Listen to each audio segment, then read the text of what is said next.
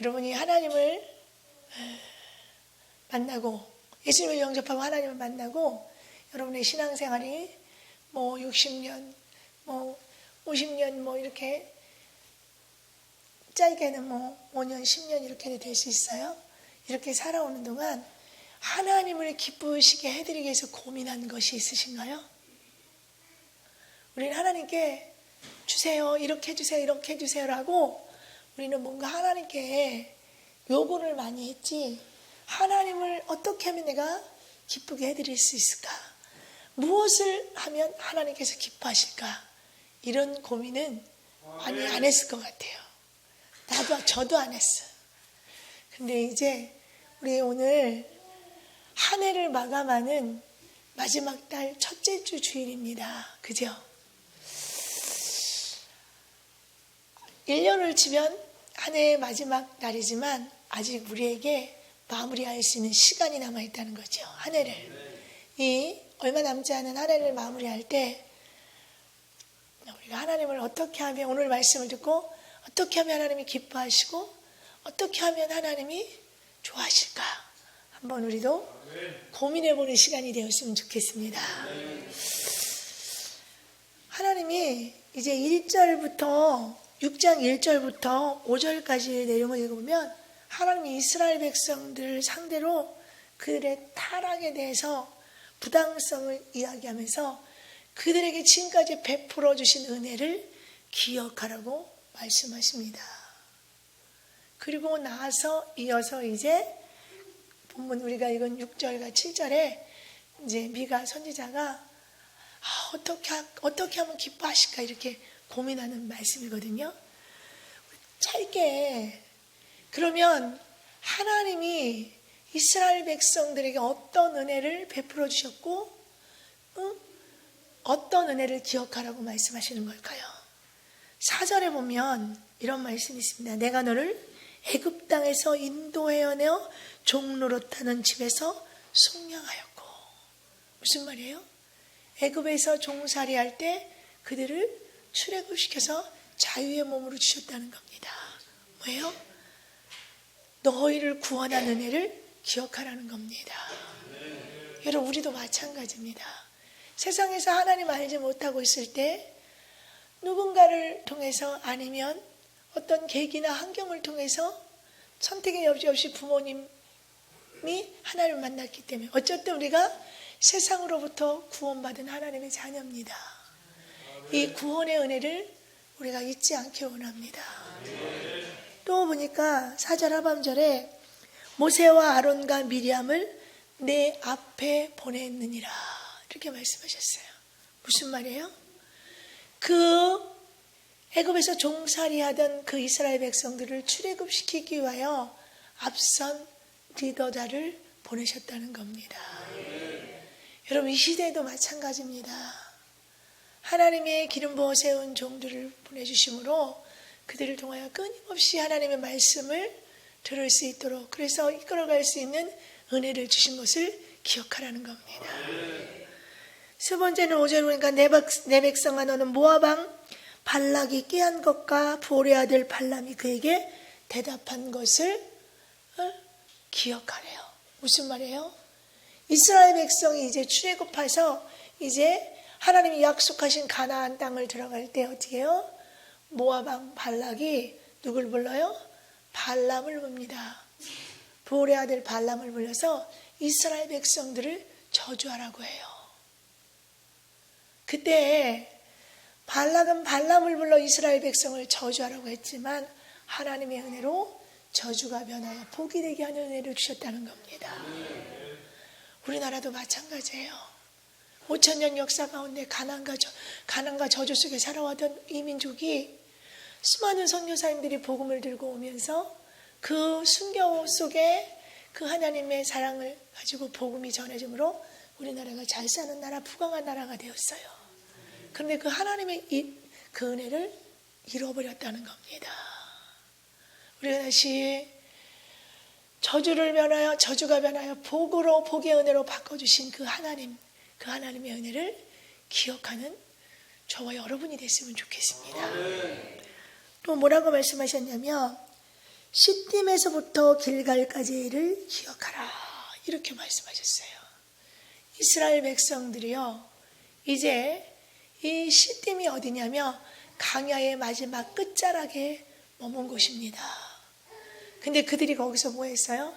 민수기 22장부터 쭉 읽어가면요, 그들이 시딤에 머물러 있어요.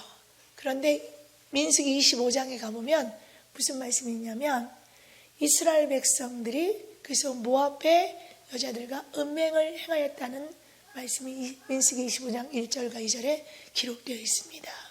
그들이 이제 약속의 땅 가나안 땅을 바라보는 그 마지막 광야 끝자락에서 그들이 거기서 음행을 하면서 하나님의 엄청난 그런 하나님의 진노에서 그 이스라엘 백성을 멸하려고 합니다. 그때 아론의 후손 제사장 엘리에셀의 아들 비느하스가 그들을 음행한 그들을 그 자리에서 죽임으로 인해 하나님의 진노가 이제 그 멸하시기로 했던 것이 없어집니다. 무슨 말이에요? 우리의 잘못, 허물, 지난날의 모든 실수까지도 용서하시는 하나님의 은혜를 기억하라는 겁니다. 쭉 읽어보면, 이제 민수기서부터 쭉 읽어보면 신명기에 그 길갈에 들어가기까지 하나님이 모세를 통해서 계속 말씀하십니다. 여호와께서 모세에게 말씀하시고 여호와께서 모세에게 말씀하시고. 왜 그럴까요? 지금 이 광야에서 약속의 땅으로 들어갈 이 이스라엘 백성들은 하나님의 말씀을 들은 자들이 아니라 그들의 후손 자녀들이라는 겁니다. 그래서 모세를 통하여 다시 하나님이 말씀하시는 거예요.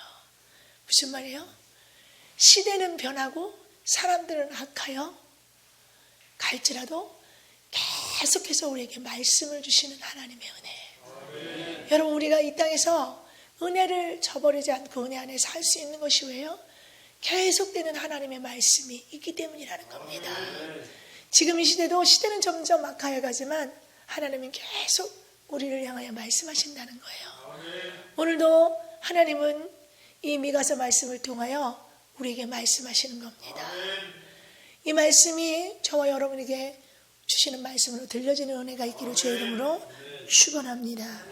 이렇게 여러 가지의 하나님의 이스라엘 백성들에게 베푼 은혜가 있다는 거죠. 근데 이들은 이 은혜를 잃어버렸기 때문에 하나님 앞에서 지금 타락하는 거예요. 이 말씀은 그 미가야 시대에만 주시는 것이 아니라 지금 이 시대를 살아가는 우리에게도 주시는 말씀이라고 저는 믿습니다. 그래서 이 미가야 선지자가 하나님이 탄식하는 이 소리를 듣고 고민하는 거야. 내가 무엇을 가지고 여호와 앞에 나가며 높으신 하나님께 경배할까? 내가 번제물로 1년 된 송아지를 가지고 그 앞에 나갈까? 여호께서 천천의 수양이나 만만의 강물 같은 기름을 기뻐하실까? 내 허물을 위하여 내 맏아들을 내 영혼의 죄로 말미암아 내 몸의 열매를 드릴까? 미가야 선지자가 이렇게 고민합니다. 그때 8절에 하나님 말씀하세요. 사람아, 주께서 선한 것이 무엇임을 내게 보이셨나니 여호와께서 내게 구하시는 것은 오직 정의를 행하며 인자를 사랑하며 겸손하게 내 하나님과 함께 행하는 것이 아니냐. 사람에게 구하시는 것은 하나님이 구하시는 오직 정의를 행하며 인자를 사랑하며 겸손하여 하나님과 함께 하는 거라고 말씀하십니다. 여기서 하나님과 함께 하신다는 것은 하나님과 동행한다는 말씀입니다. 하나님이 오늘 이 본문에서 말씀하신 것이 미가 시대 이스라엘 백성들을 향하여서만 요구하시는 것은 아니라고 저는 생각합니다. 이 말씀은 이 시대를 살아가고 있는 우리를 향하여, 성도들을 향하여 동일하게 말씀하시는 말씀입니다. 이 말씀이 우리에게 하시는 말씀으로 들려지는 은혜가 있기를 원해요. 오늘 본문을 통해서 하나님이 우리에게 요구하시는 것이 무엇인지 살펴보면서 과연 나는 한 해를 살아오면서 정말 하나님을 기쁘시게 하는 삶을 살았는가 반성하는 시간이 되기를 바라며, 얼마 남지 않은 이 한 달이지만 이 한 해를 잘 마무리할 수 있는 저와 여러분이 되기를 원합니다. 하나님이 첫 번째 요구하시는 게 뭐예요? 뭐라고 말씀하셨어요? 정의를 행하며. 하나님은 우리에게 공의를 요구하십니다. 하나님의 공의를 요구하세요. 우리는 하나님이 원하시는 공의를 하나님 앞에 드릴 수 있기 원합니다. 하나님은 사랑의 하나님 맞아요. 사랑의 하나님이기 때문에 하나님은 공의를 행하시는 겁니다. 사랑하기 때문에 옳고 그름을 하나님은 가르신다는 거예요. 여러분, 묻습니다. 어떤 분이 물어요. 왜 하나님은 하나밖에 없는 아들 예수님을 십자가에 다셨나요? 물어요. 전능하신 하나님은 그 독생자 아들 예수님을 십자가에 달지 않으셔도, 십자가의 죽음에 내놓지 않아도 사람들의 죄와 허물을 용서하시고 구원하실 수 있는데, 왜 굳이 그 하나님의 독생자 아들을 십자가에 다셨나요? 여러분에게 이런 질문을 어떤 사람이 한다면 여러분 어떻게 대답하시겠어요? 여러분 어떻게 대답을 하시겠습니까? 여러분 한번 우리 입장을 바꿔서 한번 생각해 봅시다. 우리가 하나님의 입장이라면 내 아들 하나밖에 없는 독자를 죽음의 자리에 내놓는 것이 쉬울까요? 그것도 내 아들의 죄도 아니요 내 아들의 허물도 아닌 누군가를 대신하여 그 죽음의 자리에 내놓는 것이 쉬울까요? 여러분, 결코 쉽지 않습니다. 예수님이 마지막 겟세마네 동산에서 그 사명을 죽음의 사명을 감당하기 위해서 기도하셨던 기도가 뭐예요? 아버지, 할 수만 있거든 이 잔을 내게서 옮기시옵소서. 그러나 내 뜻대로 마옵시고 아버지 뜻대로 하옵소서. 여러분, 이 애절한 기도를 한번 생각해 보세요. 여러분의 자녀가 지금 그 죽음, 여러분의 자녀도 아닌 다른 누군가의 죄를 대신하여서 죽어야 되는 상황 앞에서 여러분께 호소하는 거예요. 엄마, 아빠, 할 수만 있으면 이 잔을 내게서 옮겨주세요. 내가 이 잔을 마시지 않고는 안 되나요? 내가 꼭 죽어야 되나요? 이렇게 호소하며, 그러나 그 뜻을 굽히고, 그러나 내 뜻대로 마옵시고 아버지 뜻대로 하옵소서. 여러분 한번 입장 바꿔놓고 생각해 보세요. 그 애절한 기도 소리, 얼마나 간곡히 애절하게 기도했으면 땀방울이 변하여 핏방울이 되었다고 했습니다. 그 예수님을 바라보는 하나님의 마음이 어떠하셨을까요? 우리 입장 바꿔놓고 생각해 보자고요. 우리가 그냥 쉽게 예수님이 우리의 죄를 대신하여서 죽으시고 부활하셨어, 이게 아니라는 겁니다. 견딜 수 없는 고통이었고 아픔이었을 거라는 겁니다. 여러분 상상해 보세요. 여러분의 자녀 내놓을 수 있습니까? 차라리 내가 죽을 수 있어도 자녀를 내놓지는 못할 거예요. 그런 사랑, 그런 구원의 은혜예요. 잊으면 돼요? 안 된다는 겁니다.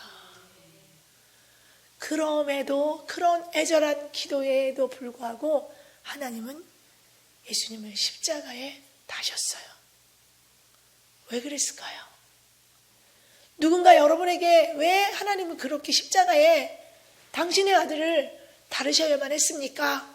물으면 여러분 어떻게 대답하실래요? 우리를 사랑하기 때문에 맞습니다. 근데요, 이 사랑은 아픈 사랑이고 상처라고 얘기했어요. 왜 그럴까요? 하나님은 사랑의 하나님이시지만 공의의 하나님이시라는 겁니다. 하나님은 공의 하나님이시기 때문에 공의를 지키기 위해서라는 겁니다. 여러분, 여러분의 자녀들이 잘못했을 때 왜 채찍하시고 책망하십니까? 사랑하기 때문에 이 자녀가 바르게 가기 위해서지요. 하나님도 사랑하지만 공의의 하나님이기 때문에 이 공의를 지키기 위해서 하나님은 당신의 아들을 십자가에 달으셨다는 겁니다. 죄를 지은 인간을 처벌하지 않고 죄로 인하여 단절된 하나님과 사랑 관계를, 그 죄를 처벌하지 않고 그냥 그대로 용서하면 그것은 공의가 살지 않는 왜곡된 사랑이라는 겁니다. 여러분이 여러분의 자녀들을 양육할 때요, 잘못한 것을 책망하지 않고 그대로 양육한다면 그 아이들의 마지막 삶은 뻔해요. 그들의 인생은. 하나님은 사랑의 하나님이지만 그 사랑 안에 공의가 같이 있기 때문에 하나님은 공의를 행할 수밖에 없습니다. 그래서 죄 지은 인간을 그대로 용서하는 것이 아니라 그 죄에 대한 대가를 지불해야 되겠기 때문에 그 대가로 예수님을 십자가에 달으셨다는 겁니다. 만약에 하나님이 그 예수님을 죄의 대가로 십자가에 달지 않았다면 성경에 기록되어 있는 모든 공의의 말씀들은 그 빛을, 그 능력을 잃게 될 것입니다. 공의를 살리기 위해서 사람들을 대신하여, 사람이 지은 죄를 대신하여 하나님은 자기 아들을 십자가에 달리는 벌을 받게 하신 거라는 겁니다. 우리는 그것을 대속의 은혜라고 합니다. 대속이 무슨 뜻이에요? 우리 대신 죄를 속해 주시는 겁니다. 여러분이 일평생 우리가 살아가는 날 동안 다 잊어도 이 은혜는 잊어서는 안 된다는 겁니다. 여러분, 그 말씀을 가슴에 깊이 새기세요. 아버지, 할 수만 있거든 이 잔을 내게서 옮기시옵소서. 그러나 내 뜻대로 마옵시고 아버지 뜻대로 없소서. 여러분의 사랑하는 자녀가 여러분을 위해서 호소하는 기도처럼 한번 들어보세요. 그 메아리처럼 들려지는, 그러나 그것을 아버지는 그 기도를 들어줄 수 없고 죽음의 자리에 내놓는 누구 때문에? 저와 여러분 때문에. 이 대속의 은혜를 잊지 않는 저와 여러분 되기 원합니다. 우리는 십자가를 사랑이라고 말합니다. 십자가의 사랑만 우리는 주장해요. 하나님은 사랑이시라고만 말을 합니다. 그러나 우리는 십자가의 사랑과 함께 그 하나님의 공의의 교훈도 우리는 배워야 한다는 겁니다. 사랑만 가르치기 때문에, 사랑이라는 것에 잘못된 왜곡된 사랑 때문에 우리의 자녀를 바르게 양육하지 못하고요, 교회에서 믿음의 자녀들을 바르게 양육하지 못하는 겁니다. 여러분, 이 십자가 사랑은 하나님 사랑, 이웃 사랑 맞습니다. 하나님을 사랑하면 이웃을 사랑해야 돼요. 하지만 또 다른 측면에서 보면 이 십자가는 가로가 하나님 사랑이라면 세로는 하나님의 공이라고 우리는 말할 수 있습니다. 사랑하기 때문에 공의가 존재하는 거예요. 공의 없는 사랑은 왜곡된 사랑입니다. 여러분, 우리는 하나님의 자녀입니다. 맞죠? 그렇다면 우리는 하나님의 사랑뿐 아니라 하나님의 공의로 살아가야 합니다. 성도는 세상이 불의하다고 자신도 거기에 휩쓸려 살면 안 됩니다. 우리는 하나님을 믿는 하나님의 자녀라면 그 불의 앞에서 공의를 행하기 위해 힘쓰는 자들이 돼야 돼요. 여러분, 그럴 때 이 사회가 바르게 회복될 수 있습니다. 우리 믿음의 사람들이 공의를 행할 때 그것이 사회의 버팀목이 될 수 있다는 겁니다. 그렇지 않으면 사회가 무너질 수밖에 없어요. 지금 이 사회가 왜 타락합니까? 왜 교회가 세상과 타협을 합니까? 교회가 교회됨의 역할을 감당하지 못하기 때문에, 성도가 성도답지 못하기 때문이라는 겁니다. 어쩌면 지금 이 시대가 불의와 불법이 난무한 이 시대에 정말 이 하나님의 공의가 더 필요한 시대고, 이 말씀은 미가 시대보다 이 시대에 더 우리에게 필요한 말씀이라고 믿습니다. 그래서 하나님은 우리에게 오늘도 이 말씀을 주신 거라고 저는 믿습니다. 여러분, 우리 아모스 선지자를 기억하십니까? 미가서 바로 앞에 나오죠. 아모스 선지자 시대에 보면 그 시대가 어떤 시대예요? 상도덕, 성윤리가 타락하고 빈부의 격차가 심했던 시대입니다. 그러나 아모스는 그런 그 타락하고 제약된 그 세상에 휩쓸리지 않았다는 겁니다. 오히려 그는 공의를 외쳤어요. 여러분, 우리는 이 성경은 우리에게 주신 우리 삶의 사용 설명서라면 우리는 말씀을 가지고 세상을 우리가 다스릴 수 있어야 합니다. 아모스 선지자의 그런 모습이 저와 여러분의 모습이 되기 원합니다. 잠언 21장 3절에 이런 말씀이 있어요. 공의와 정의를 행하는 것은 제사 드리는 것보다 여호와께서 기쁘게 여기시니라. 이렇게 말씀하셨어요. 지금 이 세상에 불의와 불법이 성하지만 우리는 믿음의 자녀예요. 하나님 공의를 행하는 하나님의 자녀로서 우리가 공의와 정의를 행함으로 하나님께 기쁨을 드릴 수 있는 참된 자녀가 되기 원합니다. 제사를 드리는 것보다 공의와 정의를 행하는 것을 여호와께서 더 기뻐하신다고 했습니다. 우리 삶에 정의와 공의를 행하는 그런 하나님의 자녀된 삶을 살기 원합니다. 이사야 56장 1절에는 이렇게 기록되어 있어요. 여호와께서 이같이 말씀하시기를 너희는 정의를 지키며 의를 행하라. 이는 나의 구원이 가까이 왔고 나의 공의가 나타날 것임이라. 여러분, 우리는 이 말씀을 붙들고 이 말씀을 따라서 하나님이 우리에게 요구하시는 공의를 행하는데 힘쓰는 저와 여러분이 되기를 소망합니다. 첫 번째는 하나님의 공의를 행하라는 겁니다. 두 번째, 하나님이 우리에게 요구하시는 것 뭘까요? 뭐라 그랬어요? 인자를 사랑하며. 하나님이 우리에게 요구하시는 것이 사랑입니다. 우리는 하나님이 원하시는 사랑을 드릴 수 있어야 돼요. 하나님께 그 사랑을 드리고 그 사랑을 나눌 수 있는 저와 여러분이 되어야 합니다. 여러분, 기독교 핵심이 뭐예요? 기독교의 핵심은 사랑입니다. 십자가 사랑은 하나님 사랑, 이웃 사랑. 하나님을 사랑하는 사람이 이웃을 사랑할 수 있는 겁니다. 본문에도 인자를 사랑하며 이렇게 기록되어 있어요. 우리가 예수님을 사랑할 때 내 이웃을 사랑할 수 있습니다. 왜 그럴까요? 왜 예수님을 사랑해야만 이웃을 사랑할 수 있을까요? 우리의 이웃이 누굽니까? 여러분, 좌우 앞뒤 둘러보세요. 누굽니까?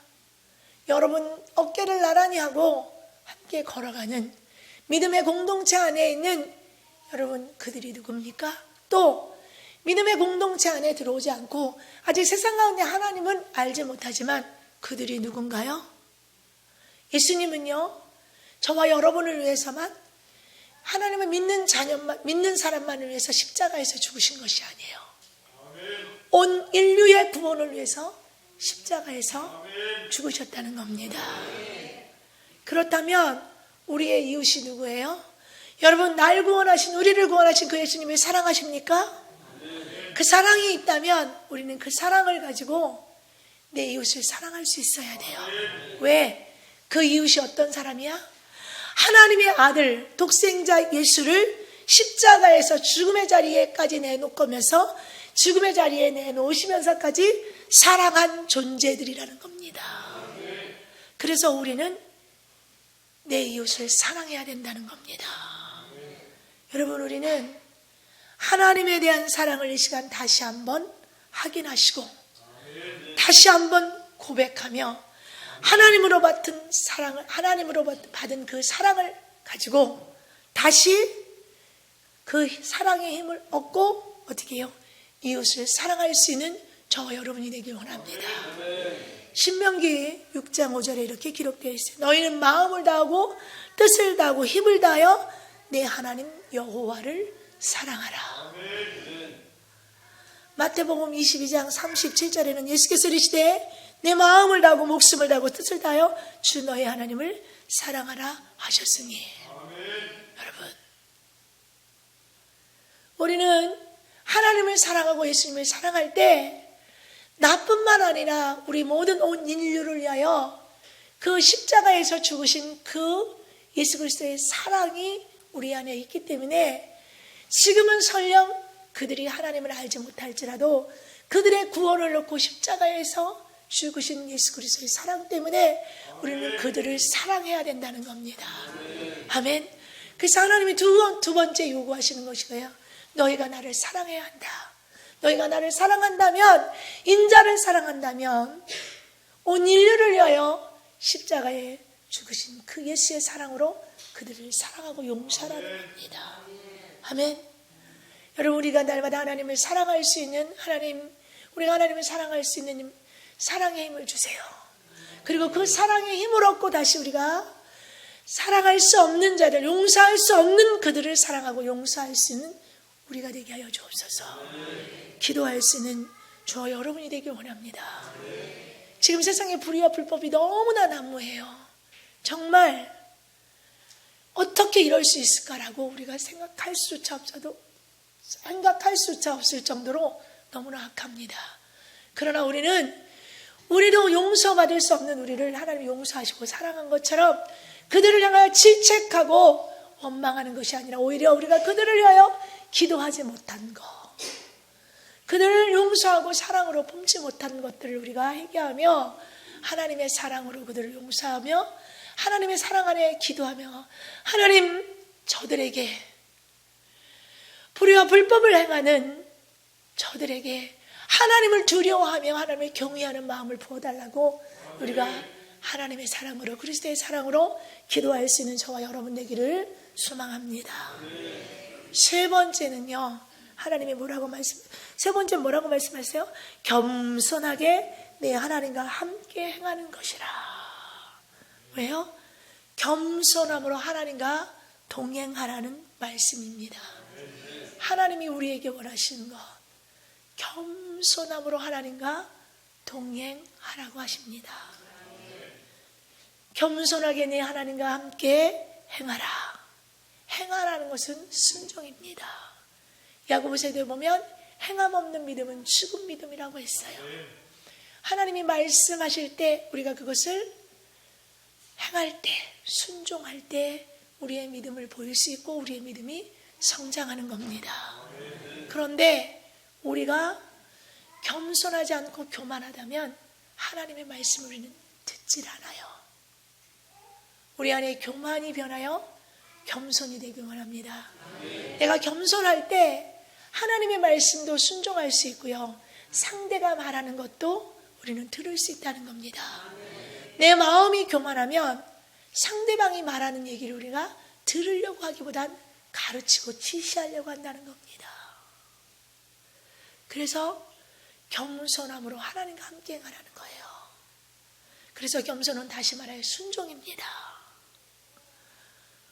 순종은 다시 말하면 하나님과의 동행입니다. 여러분, 우리가 동행에는 세 가지 조건이 있어요. 어제 이제 우리가 성경 골든벨에서 여러 가지 준비할 게 있어서 우리 권사님 두 분하고 마트를 갔어요. 우리가 마트를 갔어요. 자, 우리가 함께 갔으니까 동행인 거 맞지요? 우리가 뭐냐면 동행에는 방향이 같아야 돼요. 마트라는 방향을 우리가 셋이 갔어요. 그런데 이 방향만 같다고 같은 건 아닙니다. 어떻게 가야 돼요? 함께 같은 방향으로 가면 같은 속도로 가야 된다는 거죠.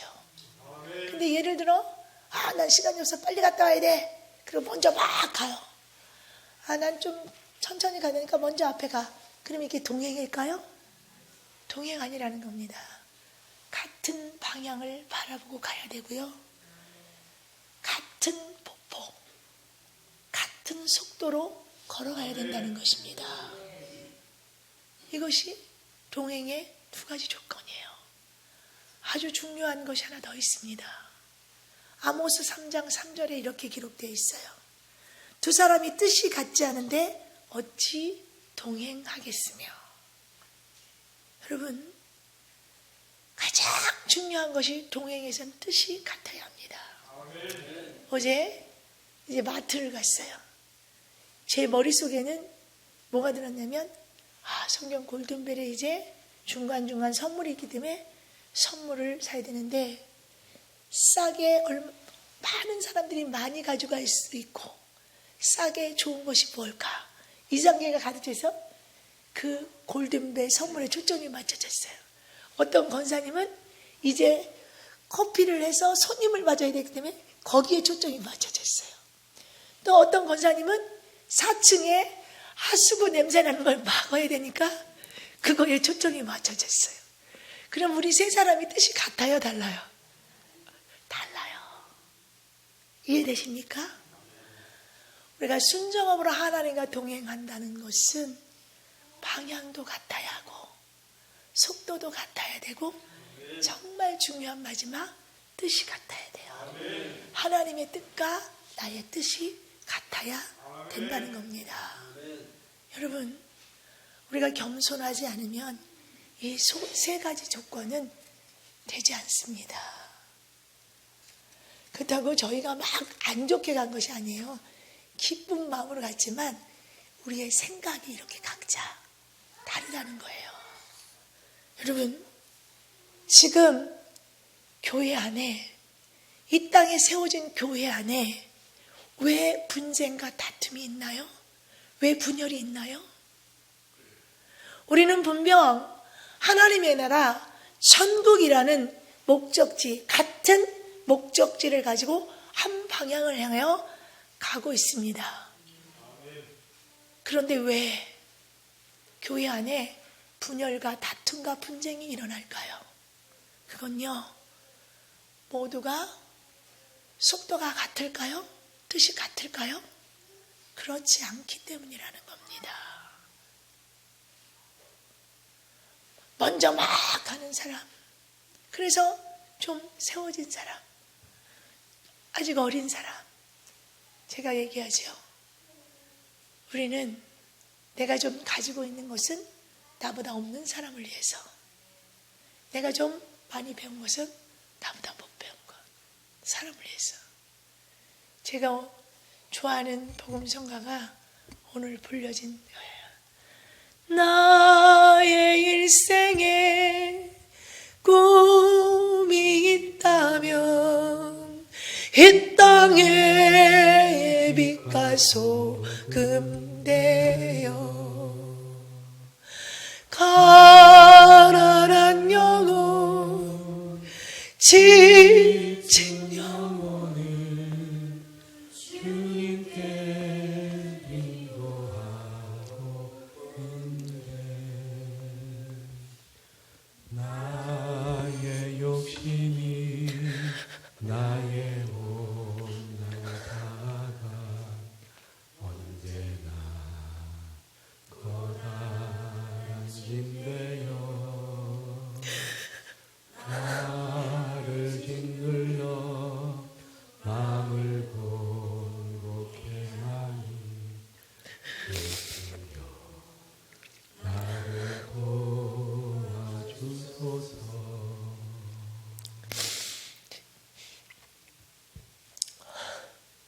제 일평생 소원이 이렇게 살고 싶은 것이 제 소원입니다. 내가 하나님을 만나서 내 삶에 조금이라도 변화가 생기면서부터 제가 복음 선거를 가슴에 품고 아직도 그런 마음으로 있는데 순간순간 하나님 앞에 반납되지 않은 나의 선악과가, 내 자아가 하나님의 뜻과 일치가 되지 않을 때가 많습니다. 지금 교회 안에 사랑으로 하나 돼서 열매를 맺어가야 되는 교회 안에 다툼과 분쟁이 있는 거, 공의가 행하여져야 되고 용서와 사랑이 있어야 되고 하나님과 동행해서 아름다운 열매를 올려 하나님께 영광을 올려드려야 될 이 교회 안에 다툼과 분쟁이 있는 것은 같은 방향을 보고 가는 것 같지만 속도가 같지 않고 뜻이 같지 않기 때문이라는 겁니다. 왜 그럴까요?